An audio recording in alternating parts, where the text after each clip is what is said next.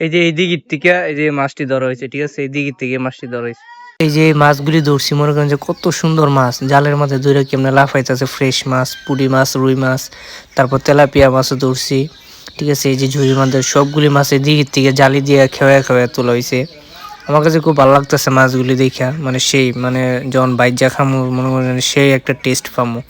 আর পুকুর থেকে মাছ ধরা তো অন্যরকম একটা ফিল, যা শহর কখনো পাওয়া যায়। যে পুষ্করণী থেকে মাছটি ধরছি, এই যে মাছগুলি জালি দিয়ে আর কি খাওয়ায় খাওয়ায় তোলা হয়েছে।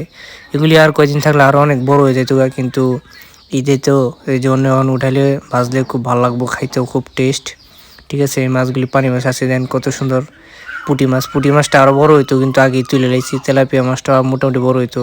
যে তেলাপিয়া মাছটা খুব ভালো, মানে ধরার পরে মানে চূড়া লিয়ে হাউন করতেছে মাছটা, মানে অস্থির, মানে খুব ভালো লাগলো। ঠিক আছে, মাছগুলি মানে টাটকা মাছগুলি খাইতে এমনি অনেক সুস্বাদু। ঠিক আছে, নদীর থেকে মাছ উঠে খাওয়া তো মনে হয় অন্যরকম একটা ভালো লাগা। এই যে এটা পুঁটি মাছ, পুঁটি মাছটা আগে উঠে এলাইছি। ঠিক আছে, কিন্তু এটা পুকুরে থাকলে আরও অনেক বড় হয়ে যেত বলে।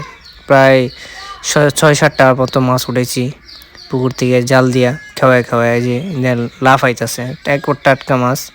ঠিক আছে।